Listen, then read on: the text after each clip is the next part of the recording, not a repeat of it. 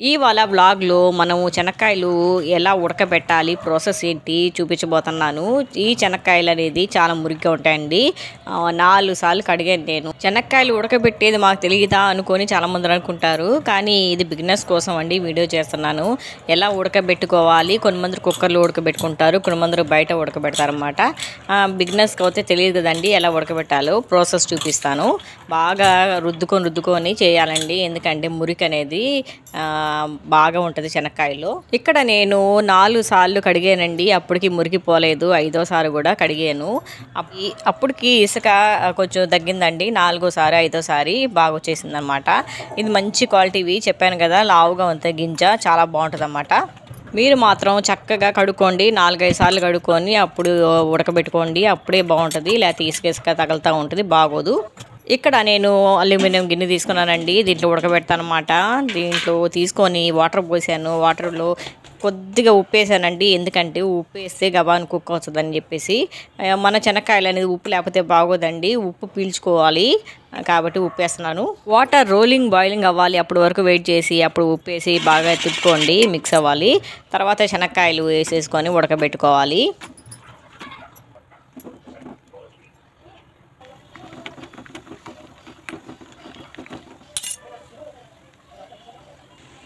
చూడండి, మన చెనక్కాయలు అనేది ఉడకతో మొదలుపెట్టింది. ఇలా పొంగు రావాలన్నమాట. మామూలుగా కుక్కర్లో ఉడకబెట్టుకుంటారండి. కుక్కర్లో తక్కువ విజిల్స్ రానియాలి, లేకపోతే ఎక్కువ విజిల్స్ రానిచ్చారంటే మొత్తం మెత్తంగా అయిపోతుంది గింజ.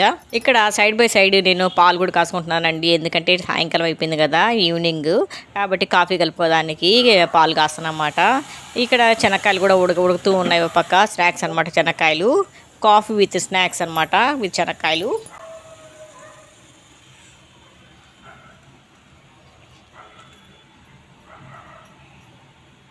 ఇక్కడ నేను కాంటినెంటల్ కాఫీ వాడుతున్నానండి. చాలా బాగుంటుంది, చక్కటి రుచి అనమాట. మామూలుగా బ్రూ ఈ మధ్య బాగోట్లేదు. బ్రూ కంటే అద్భుతంగా ఉంటుందండి. ఎలా కలపాలో ప్రాసెస్ చూపిస్తున్నాను. ఇక్కడ ఒక పక్క చెనక్కాయలు కూడా బాగా ఉడికిపోయినాయండి. ఒక చెనక్కాయ తీసుకొని నోట్లో వేసుకుంటే తెలుస్తుంది మనకి చెనక్కాయ ఉడికిందా లేదని చెప్పేసి. ఈ విధంగా కాఫీ కూడా కలిపేసుకున్నానండి. స్ట్రాంగ్ కాఫీ అనమాట. ఇక్కడ మా సిస్టర్ ఏమో కాఫీ అద్భుతంగా ఉందండి, చాలా బాగుందని చెప్తుంది. ఇక్కడ గిన్నెలు కూడా తోమేసుకున్నాము. మొత్తం ఆరిపోయినాయి, ఇంకా సర్దుకోవాలని చెప్తుంది. అందరి ఇంట్లో డైలీ రొటీన్ ఇలాగే ఉంటుందండి. సాయంకాలం పూట గిన్నెలన్నీ ఆరిపోతాయి, గిన్నెలన్నీ సర్దుకోవాలి. ఇంకా కాఫీ టైము, స్నాక్స్ మీరు ఏమేమి చేస్తారో తయారు చేస్తారో నాకు చెప్పండి కామెంట్స్లో. ఇది ఒక పక్క ఈవినింగ్ బ్లాగ్ అని చెప్పుకోవచ్చు అండి. 4 to 6 లోపల జరిగేది ఇది. సాయంకాలం పూట కాఫీ తాగితేనే బాగుంటుందండి. టేస్ట్ సూపర్గా ఉందండి. వెనక వాల్ పేపరు అంటించాను కదండి, అది మీషోలో కొనమాట. అది ఎలా ఉందో చెప్పండి. కప్స్, తర్వాత కాఫీ కప్స్ అన్నీ ఉన్నాయి దాంట్లో. డికాషన్, కప్ అండ్ సాసరు సూపర్గా ఉంది కదండి.